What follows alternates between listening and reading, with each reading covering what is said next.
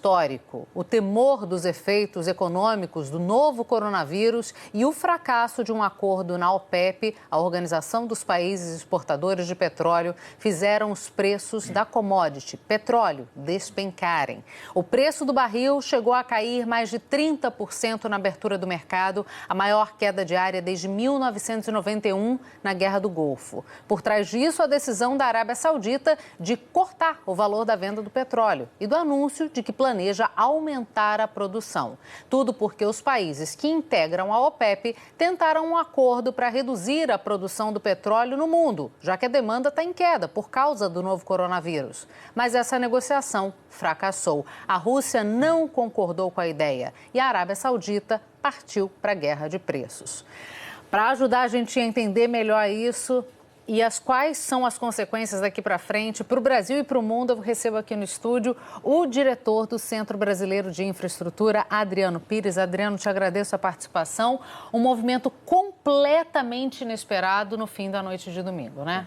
Estou completamente inesperado e eu tenho falado que o coronavírus contaminou o mercado de petróleo, né? E, como você colocou, é a maior queda desde 91, na Guerra do Golfo, né? Na semana passada, houve uma tentativa de acordo da Rússia com a Arábia Saudita para reduzir a produção. Esse acordo não chegou a bom termo, né? Hoje a OPEP, eu digo que é um cartel meio falido, né?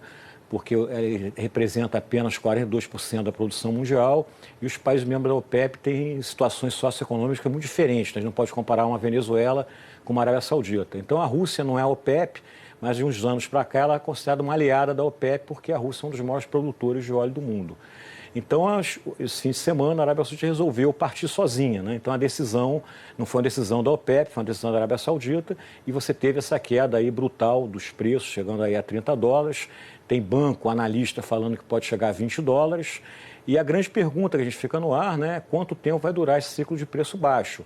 Porque isso vai trazer efeitos muito graves no mundo, né? Principalmente para os países produtores de óleo, né, que não vão sofrer uma queda de receita brutal. Os Estados Unidos também vai sofrer, porque petróleo a $30 começa a inviabilizar o xisto, né, o shale, o óleo, o shale gas. Que tem um custo de produção muito alto. Que tem um custo de produção maior do que $30, né? E o Brasil também não vai ficar de fora, né? Acho que a grande prejudicada vai ser a Petrobras, né?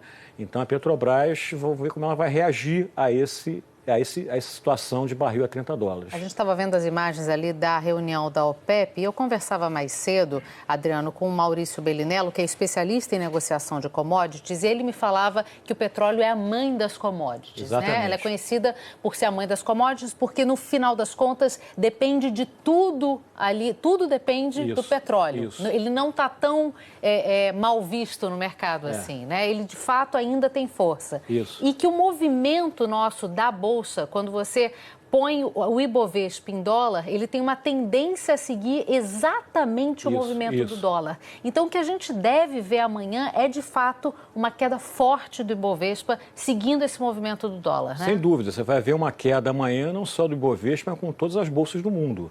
Né? Não tenha dúvida que as bolsas vão cair em função disso. O petróleo, né, Cecília, ele talvez seja o produto mais sensível a esses movimentos geopolíticos, tanto de guerra como essa questão do coronavírus que está contaminando o globo terrestre todo, né? Então, a gente vai viver uma situação que, no curto prazo, como é que os países vão reagir? Eles têm que reagir, porque você está vivendo uma espécie de uma guerra, né? Então, por exemplo, a Europa, que tem toda uma política ambientalista muito forte, provavelmente ela vai aumentar imposto, né? Ela não vai repassar para o consumidor essa queda do barril do petróleo. Porque senão você acaba estimulando a utilização do combustível fóssil. Exatamente. Os Estados Unidos, não sei, pode ser até que os Estados Unidos colocam um imposto de importação sobre o óleo para proteger o Texas, né? Onde você produz o shale, né? Vamos combinar que estamos na véspera de uma eleição americana.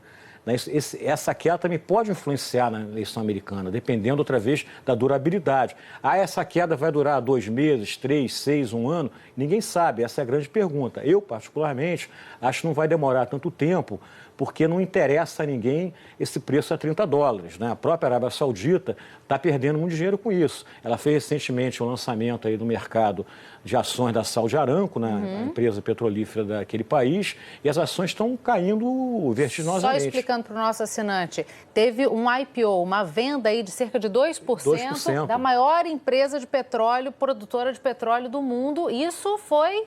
Isso foi ano passado. Ano passado, que foi coisa de $1 trilhão, né? Uhum. E está caindo... Só 2% rendeu Exatamente. Então, quer dizer, e o Brasil? O Brasil também vai entrar nessa história.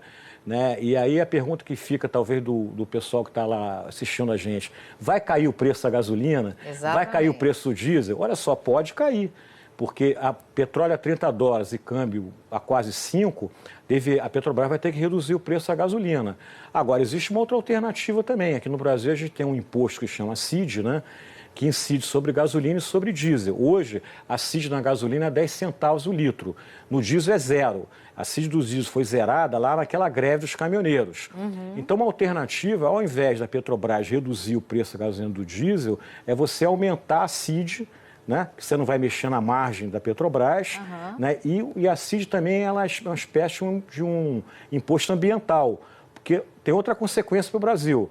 Se você reduzir muito o preço da gasolina, você começa a inviabilizar o etanol. Né? A gente pode ter uma quebradeira de usinas de etanol.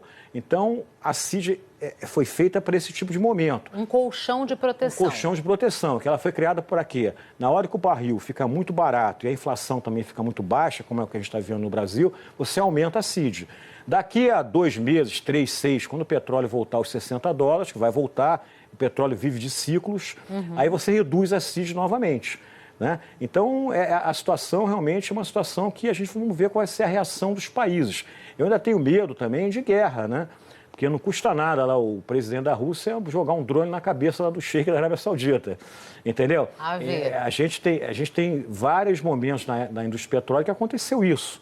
Agora, a situação é grave, né? É grave e delicada e nós, brasileiros, vamos sofrer. A Petrobras, por exemplo, tinha para esse ano um plano de desinvestimento, vender refinarias, por exemplo.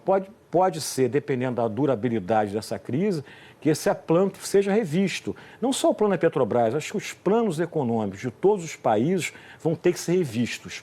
Como se fosse uma grande greve dos caminhoneiros, só que em nível global. A nível global. Você está tendo um movimento muito interessante e que não me lembro de ter ocorrido anteriormente, que você está tendo um excesso de oferta e uma queda de demanda de óleo.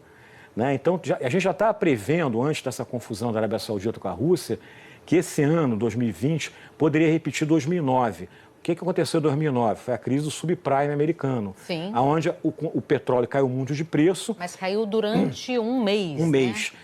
Mas, mesmo assim, o consumo de óleo em 2009 foi inferior a 2008. Então, agora, a gente já está prevendo que 2020 ia ter um consumo inferior a 2019. E agora, parece que vamos ter a certeza. Então, vamos ter grandes emoções pela frente, né? E vamos ver como é que vai se comportar. É hora de todo mundo pegar fôlego nesse domingo à noite para ver o que vai acontecer. Isso, eu acho que no Brasil está na hora de todo mundo dar as mãos, né?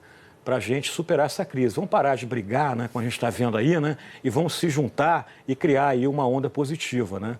Que a gente está precisando, porque senão ver se a gente consegue tirar alguma coisa de boa dessa situação. Exatamente. A coisa boa, por exemplo, se cair o preço da gasolina do diesel, o cenário foi aquele de queda de preço em vez de aumento de CID, você pode estimular o consumo, né? Queda de preço estimula o consumo. Verdade. Mas, por outro lado, não é ambiental, não é bom do ponto de vista ambientalista. Então, a gente tem que começar a ver o que vai fazer. Fazer os cálculos para ver onde é que a coisa pode funcionar. Para a Petrobras aumentar a CID também não é ruim, porque ela não vai mexer na margem dela e quando voltar daqui a uns meses a $60, você vai reduzir CID e não vai aumentar o preço. Então, do ponto de vista político, para ela também é mais confortável.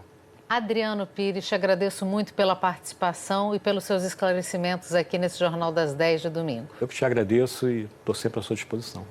Muito obrigada. Uma boa semana a todos. Uma boa semana para a gente.